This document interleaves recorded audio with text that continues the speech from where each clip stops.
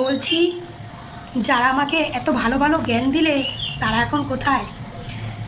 আমি ইউটিউবে সচরাচর এরকম ভিডিও ছাড়ি না, তো দুটো মমতা ব্যানার্জিকে নিয়ে দুটো ভিডিও ছেড়েছিলাম। সেখানে আমাকে এক একজন এক এক রকমের কথা বলেছেন, যে যার বক্তব্য জানিয়েছেন, অনেকে আমাকে জ্ঞান দিয়েছেন। তো তাদেরকে বলছি, এইবার আপনাদের জ্ঞানটা কোথায় গেল? হ্যাঁ, আপনারা পরিবর্তন করেছেন, ভালো কথা, আপনারা পরিবর্তন করেছেন, পরিবর্তন হয়েছে, সরকার পরিবর্তন হয়েছে। তো সেই পরিবর্তনের সরকারের নমুনা কি এইটা? যখন নতুন সরকার এসে তৃণমূলের চোরদেরকে বের করছে, খুব আনন্দ পেয়েছিলাম যে না, সরকার সত্যি কাজ করছে, কারণ তৃণমূলের চোরগুলোকে খুঁজে খুঁজে বার করছে, সরকার কাজ করছে। কিন্তু এটা কি হলো বুঝলাম না।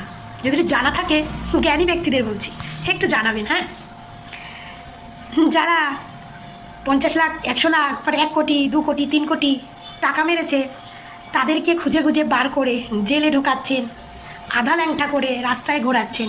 ঠিক আছে, ভালো কথা। চুরি করেছেন, চুরি করেছে, যে যত টাকায় চুরি করুক, জনগণের টাকা চুরি করলে তার শাস্তি পেতেই হবে। তাদেরকে জেলে ঢোকাচ্ছেন, অনেককে হাফ প্যান্ট পরে ল্যাংটো করে রাস্তায় ঘোরাচ্ছেন। আর ডিম তো খুবই সস্তা হয়ে গেছে, এতটাই ডিম সস্তা হয়ে গেছে যে মানে যে তৃণমূলের ভালো লোক ছিল তাকেও ডিম চুরে মারছে। কেন? ওই যে সে তৃণমূল করতো, মানে তৃণমূল করলেই তাকে অ্যাটাক করতে হবে, সে ভালো হলেও তাকে অ্যাটাক করতে হবে না। এইগুলোই তো দেখছি সোশ্যাল মিডিয়ায়, তাই বলছি। কারণ নিউজ চ্যানেলে তো আর এইগুলো দেখা যায় না, নিউজ চ্যানেলে তো সব মানে এই টিএমসির মানে চুরি চামারিটাই দেখায়, আদার্স তো কোনো নিউজ দেখা যায় না। তো সোশ্যাল মিডিয়াটায় মোটামুটি ভালোই নিউজ দেখতে পারি। খুব ভালো লাগলো যে টিএমসি নেতাদের ধরে ধরে জেলে ভরছে। কিন্তু ব্যাপারটা হচ্ছে এইটাই, যারা 500 কোটি, 1000 কোটি টাকা মেরেছে, তাদের ব্যাপারটা কী হলো ঠিক বুঝলাম না। না, আপনারা আমাকে কমেন্টে বেশ ভালো ভালো কথা বলেছেন, তো বুঝিয়ে বুঝিয়ে, তো আপনাদেরকে বলছি, এই যে কিছু ভালো তৃণমূল হয়ে বিজেপির হয়ে এনডিএকে সাপোর্ট করেছে, তারা তো 500 কোটি, 1000 কোটি খেয়েছে।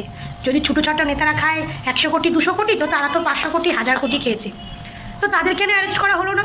তাদের কেন জেলে ভরা হলো না? কেন এখন তারা ভালো ভালো তৃণমূল হয়ে বিজেপিতে ঢুকে যাচ্ছে, এনডিএকে সাপোর্ট করছে? এনডিএকে শক্ত করার জন্য কি এই সমস্ত তৃণমূলকে দরকার ছিল? আর যখন ছাড় দিলে তো সবাইকে ছাড় দেওয়া উচিত। যারা 100 কোটি খেয়েছে তাদেরকে জেলে ভরছেন, আর যারা 500 কোটি খেয়েছে তাদেরকে নিজেদের দলে টেনে নিচ্ছে। এই যুক্তিগুলো যদি আপনাদের জানা থাকে একটু বলবেন, ঠিক আছে? কারণ আমি তো কোনো পার্টি করি না, সত্যি আমি কোনো পার্টি করি না। আমি না তৃণমূল করি, না আমি বিজেপি করি, না কংগ্রেস, না সিপিএম, কোনো পার্টি করি না। হ্যাঁ, আমি আমার মাননীয় মুখ্যমন্ত্রীকে ভালো লাগে। এতদিন 1 মাসের কাছে প্রায় হতে যায় তৃণমূল ক্ষমতা থেকে চলে গেছে, অনেক চোরদেরকে ধরেছে, অনেক চোরদেরকে। কিন্তু আজ অবধি মমতা ব্যানার্জিকে এবং অভিষেক ব্যানার্জিকে কোনো কিছুতে চোর প্রমাণ করতে পারলো না। মানে এরা দুজন বাদে মোটামুটি তৃণমূলের আর্ধেকই চলে, সব চোরের খাতায় নাম উঠে গেছে। এরাই হচ্ছে আসল, কিন্তু তৃণমূলের হেড মাথা এরাই। কিন্তু দেখুন, এদের নামে কোনো কেস নেই, কোনো মামলা নেই। কিছুদিন আগে মমতা ব্যানার্জি দিল্লি গেছিলেন, তার অবর্তমানে সিআইডিরা গিয়ে তার বাড়ি তল্লাশি করেছে। মানে ভাবা যায় বলুন তো, কি শুরু হচ্ছে? একজন বাড়িতে নেই, তার অবর্তমানে গিয়ে সিআইডিরা তার বাড়ি তল্লাশি করছে, কোনো ওয়ারেন্ট নেই, কোনো কিচ্ছু নেই, হঠাৎ করে চলে গেছে। কিন্তু গিয়ে কী হলো? নেটওয়ার্ক জিরো, তার বাড়িতে কিছুই পেলো না, একদম ক্লিন চিট করে দিল, এখানে কিছুই নেই। থাকবে কি করে? আসলে মমতা ব্যানার্জি মানুষটা খুব ভালো মানুষ, উনি নেত্রী হিসাবে একজন ভালো নেত্রী। হ্যাঁ, তার যে চারপাশের সঙ্গপঙ্গগুলো ছিল সেগুলো একদম ভালো না, তারা চোর, তারা চোর, বুঝলে? একটা কথা বলি, একটা ফ্যামিলিতে যেমন হাতের 5টা আঙ্গুল সমান হয় না, একটা ফ্যামিলিতে যেমন 5টা ভাই থাকে, তো 5টা ভাই হয় 5 রকমের। কেউ শিক্ষিত হয়ে চাকরি করে, কেউ বা শিক্ষা কিছু করতে পারে না, কেউ চোর ডাকাত হয়ে যায়, আবার কেউ মানে এক একজন এক এক রকমের তৈরি হয়। তো তৃণমূলের দলের অবস্থাটাও যে সেরকম, নেত্রী ভালো হলে কী হবে? তার যে আশেপাশে যে মালগুলো ছিল সেইগুলো হচ্ছে চোর। আজকে এই চোরেদের জন্য দলটা পুরো নিঃস্ব হয়ে গেল, দলটা নিঃস্ব হয়ে গেল। ঠিক আছে, তারা যা পাপ করেছে তার শাস্তি পেয়েছে, কিন্তু আমার কথা হচ্ছে সেই চোরদেরকেই তো আবার ডেকে ডেকে দলে নেওয়া হচ্ছে। তাহলে এইটা কেন করছে? এর পক্ষে আপনারা কেন কিছু বলছেন না? কারণ আপনারা তো বিজেপিকে ক্ষমতা এনেছেন, আপনারা কেন বলছেন না যে আজকে চোরদেরকে, এই যে শতাব্দী, আমি অনেককেই দেখলাম, মানে শুধু যদি বিজেপি এখন বলে যে বিজেপিতে ঢুকে যাও, আর এক্ষুনি ঢুকে যাবে। অলরেডি তো দিল্লিতে গিয়ে এনডিএতে যোগ দিয়ে এসছে। তো নেত্রী খুবই ভালো মানুষ ছিলেন, তাই সেই নেত্রীকে নিয়ে আমি ভিডিও করি। আমি কোনো দলকে খারাপ কিছুও বলি না। আমি না বিজেপিকে কোনোদিনও খারাপ কিছু বলেছি, না কোনোদিনও বলবো। আর না আমি কোনো দলকে আমি খারাপ ভালো বলতে চাই না, কিন্তু আমি যুক্তি দিয়ে বা যুক্তি তর্কে যে কথাটা আসে, যেটা বাস্তবে আসে, আমি সেই কথাটা নিয়ে ভিডিও করি। আর এই ভিডিও আমি ইউটিউবে খুব কমই ছাড়ি, ইউটিউবে শুধু অনলি ফর আমার এক ধরনের ভিডিওই ছাড়া হয়। তো আমি দুটো ভিডিও ছেড়েছি, দুটো ভিডিওতে মোটামুটি ভালো রেসপন্স পেয়েছি। তো তার জন্য মনে হয়, তারপরে এত কমেন্ট এসছে যে কমেন্টে ভাবলাম একটু রিপ্লাই দিই। তো সেই রিপ্লাই এসছে, আপনারা অনেক কিছু বলেছেন, আমি অনেক অনেককে জ্ঞানী ব্যক্তি, অনেক এই ব্যক্তি অনেক কিছু বুঝি। আচ্ছা বলুন তো, এই যে 15টা বছর রাজত্বে ছিল, 15টা বছর যে রাজ্যে ছিল, সেই মহিলাটা কি কোনো ভালো কোনো কর্ম করেনি? হ্যাঁ, ভালো কোনো কর্ম করেনি? অনেক ভালো কর্ম করেছে, অনেক কাজ করেছে, অনেক কাজ করেছে। ঠিক আছে, সব থেকে বড় কথা বলুন তো, কোনো নেতামন্ত্রীরাই ভালো হয় না, যেই যায় লঙ্কায় সেই হয় রাবণ। শুধু সময়ের অপেক্ষা, সময় দিন, ধৈর্য ধরুন, সবই বুঝতে পারবেন আপনারা। লঙ্কায় যেই যাবে সেই কিন্তু রাবণে পরিণত হবে, শুধু সময়ের অপেক্ষা।